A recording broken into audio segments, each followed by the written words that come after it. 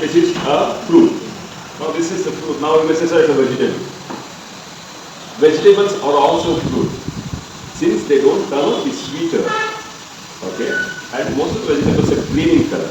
Depending on these two things or many more other things, they are classified as fruit and vegetable. Now, in the botany, when the flower is changed after the pollination to a fruit, then we call in the vegetable as a fruit.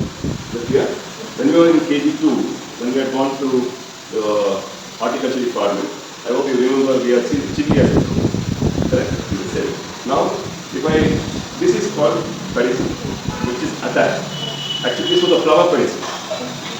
After the pollination, the corolla layer has withered off, but you can still see the calyx, okay, or the sepal.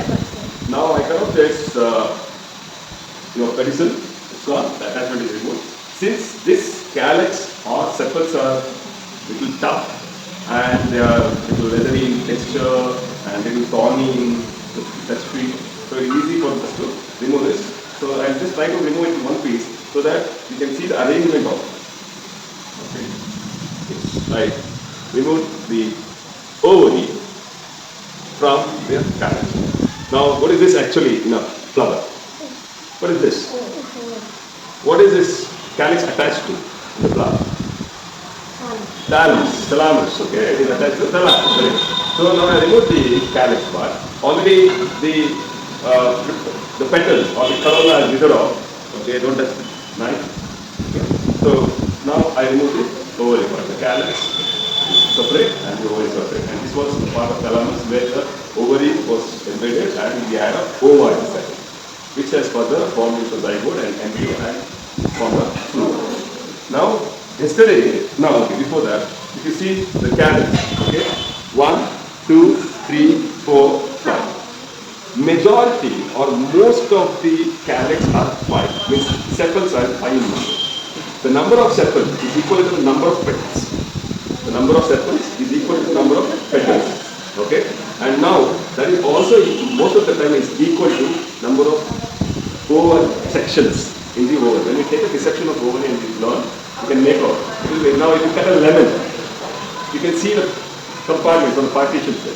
Same way when you cut the ovary, you can see the partition where you have number of ovas inside. And these ovas turn into the seeds. That's what we learn. So now I remove the calyx, beautiful, and I have a fruit. Now the fruit has a layer called pericarp. This is called pericarp. Now the outer layer of the pericarp, which is leathery in texture, okay, which I am trying to remove. Most of the times in your house you see Amma will be removing the outer skin. Correct? In banana you remove the outer skin. Correct? Okay? So this is called epicarp or exocarp. This is called epicarp or exocarp. Now once I remove the epicarp or exocarp, so now you see the middle part, that is called mesocarp. I am trying to cut the mesocarp along with the endocarp. The reason is to show you the seeds. Okay? Now I remove the exocarp or the epicarp. Next is the endocarp, which is fleshy in nature.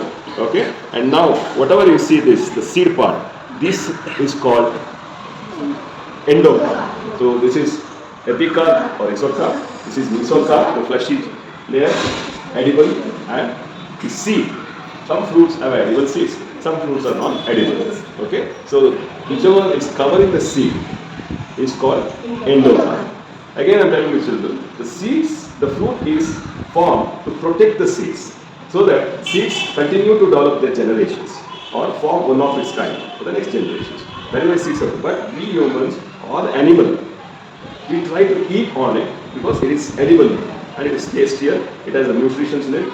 Obviously it has to have a nutrition because this is helping the seeds to regerminate and form into a plant. It needs energy. So there is a stored energy in the fruit. That's why we eat it.